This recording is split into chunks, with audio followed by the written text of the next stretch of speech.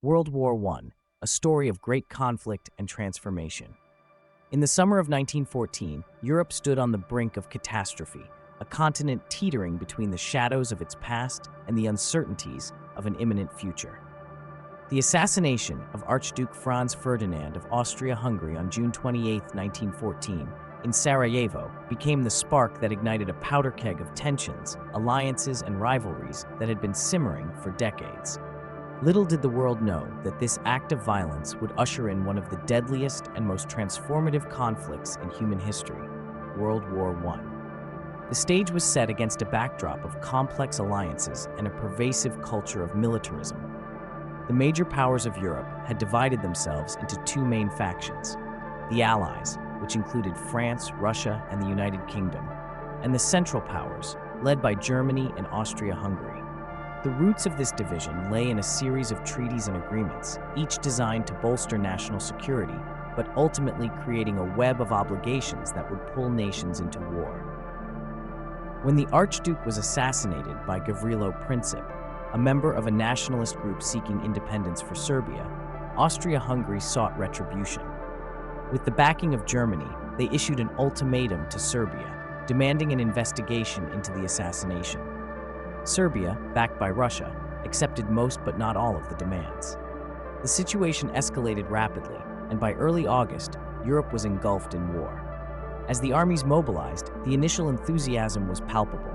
Citizens flooded the streets, cheering for their nations, believing that the conflict would be short-lived and glorified. However, this optimism was soon shattered as the realities of modern warfare began to unfold. The war, often referred to as the Great War, would stretch across 4 long years, involving millions and resulting in unprecedented destruction and loss of life. In the first months, the war was characterized by traditional tactics, clashing with modern weaponry. The German army executed the Schlieffen Plan, aiming for a swift victory over France by invading through Belgium. The initial advances were rapid, with German forces capturing key cities and pushing towards Paris. However, the Allies mounted a fierce defense, leading to the First Battle of the Marne in September 1914. In a stunning turn of events, the Allies halted the German advance, resulting in a stalemate that would define much of the war. The war soon settled into a brutal trench warfare system, stretching across the Western Front from the North Sea to Switzerland. Soldiers lived in appalling conditions, facing mud, disease, and constant bombardment. The psychological toll was immense, with many suffering from what was then called shell shock, a precursor to what we now recognize as PTSD. Life in the trenches was marked by fear, monotony, and the ever-present specter of death. While the Western Front became synonymous with trench warfare, the Eastern Front presented a different kind of conflict. The Russian army faced the Central Powers with varying degrees of success, and while they initially achieved some victories, logistical challenges and internal strife soon hampered their efforts. The war placed immense pressure on Russia, leading to discontent and social unrest that would eventually culminate in the Russian Revolution of 1917. As the war dragged on, new technologies transformed the battlefield. The introduction of machine guns, tanks, and poison gas resulted in catastrophic losses. The Battle of Verdun in 1916 became a symbol of the war's brutality, with French and German forces suffering over 700,000 casualties in a battle that became a grinding war of attrition. The phrase, "they shall not pass," became emblematic of French resolve, but it also highlighted the futility of the conflict. As the war took on a global dimension, the Allies sought reinforcements from their empires, calling upon troops from India, Africa, Australia, and Canada. These colonial forces significantly bolstered the military strength of the Allies, but their participation had deeper implications. It ignited the seeds of nationalism among the colonized populations, who began to question their subjugation, especially as they fought in a war that primarily served European interests, far from their own lands. In 1917, the tide began to shift. The United States, initially neutral, was drawn into the conflict due to several factors, including unrestricted submarine warfare by Germany and the interception of the Zimmermann telegram, in which Germany proposed a military alliance with Mexico against the U.S. The American entry into the war brought fresh troops and resources to the beleaguered Allies, reinvigorating their efforts on the Western Front. The spring and summer of 1918 marked the final and most critical offensives of the war. In March, the German army initiated a series of aggressive attacks known as the Ludendorff Offensive, seeking a swift and decisive victory before the American forces could fully mobilize. Initially, the Germans made significant gains, pushing the Allies back and threatening to break through their defenses.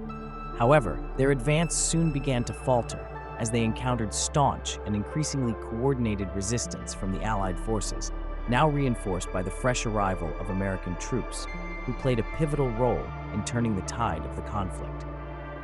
By the autumn of 1918, the Central Powers were on the brink of collapse. Austria-Hungary and the Ottoman Empire faced internal revolts, and Bulgaria sought an armistice. On November 11, 1918, at 11 a.m., the guns finally fell silent as an armistice was signed, marking the end of the war. The world breathed a collective sigh of relief, but the consequences of the conflict would reverberate for generations. The aftermath of World War I was profound and far-reaching. The Treaty of Versailles in 1919 formally ended the state of war between Germany and the Allies, imposing heavy reparations and territorial losses on Germany. The treaty redrew the map of Europe, dismantling empires and creating new nations, often without regard for ethnic and cultural realities. The resulting borders and disputes laid the groundwork for future conflicts, sowing the seeds of resentment that would later erupt into World War II. The war also catalyzed significant social change. The roles of women transformed as they entered the workforce to fill the gaps left by men who had gone to fight. This shift contributed to the eventual granting of suffrage in many countries. Additionally, the war prompted the rise of socialist and nationalist movements as people sought to reclaim agency over their destinies in a rapidly changing world. In the years following the war, the scars of the conflict remained visible. The collective trauma experienced by soldiers and civilians alike permeated society, leading to a sense of disillusionment. The phrase, "the lost generation," came to define those who lived through the war, as artists, writers, and intellectuals grappled with the horrors they had witnessed. The Great War not only reshaped borders, but also altered the course of history. It revealed the fragility of peace and the complexities of nationalism, imperialism, and militarism.